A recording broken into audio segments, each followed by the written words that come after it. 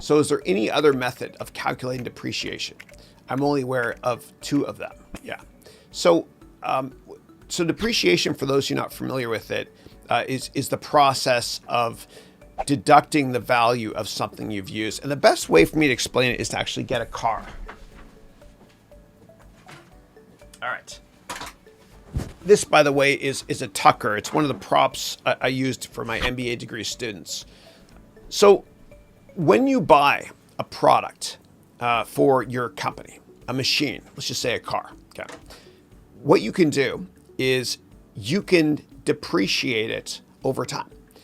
And I'll give you a simplistic example. Let's say this car that I'm using for work, it costs $100. So what I can do is every year, and let's say it'll last for 10 years. Every year I can depreciate it by $10, okay? So that's $100 for the car, but over 10 years I depreciate it for $10 per year.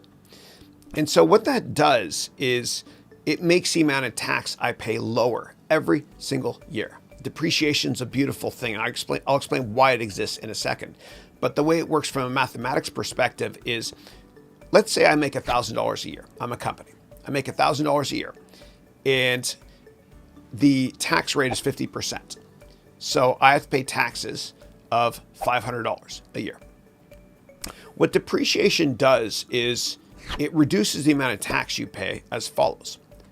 So if this costs $100 and I can depreciate it by $10 every year, then instead of me paying 50% tax on $1,000, what I can do is I pay 50% tax on $1,000 minus 10, so $990. So 50% tax on $990 is less than 50% tax on $1,000. So I pay a little bit less in tax. And so that's what depreciation does. Now, the reason why depreciation is awesome, not just from a tax perspective, is also because governments are kind of incentivizing you as a company to always buy the best new stuff within reason, right? And so that's why a lot of people that are self-employed have great computers, because they can depreciate computers usually over 2 years, and software is usually over 1 year. So it's a wonderful incentive that governments give you globally.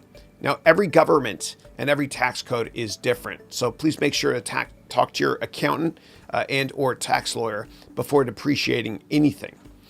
And so this example here, what I gave was straight line depreciation, which means this thing costs $100 and I can depreciate it over 10 years. 100 divided by 10 is $10 per year. That's straight line depreciation. It's an equal amount every year, straight line. There's also another form of depreciation, which is accelerated, okay, which means you can deduct less in the beginning and more later, or vice versa. And every tax code in every country and every type of product is different when it comes to depreciation. But it's a beautiful thing because it makes us pay less in taxes. Now, you can't just look at an income statement to understand how much money you're making. I mean, you'd think intuitively the income statement would tell you how much cash you're getting in your pocket each quarter, each year, because an income statement is revenue minus expenses equals net income. But the income statement is a lie, because that net income you get in your pocket, you're supposed to get in your pocket, is not really the cash you're getting. Why? Because people use depreciation on their income statement. And that's why the cash flow statement exists. The income statement's a lie. It doesn't tell you how much cash you're getting in your pocket each period. The cash flow statement does.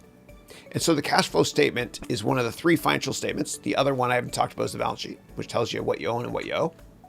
But the cash flow statement starts with net income, and then you add back non-cash stuff like depreciation.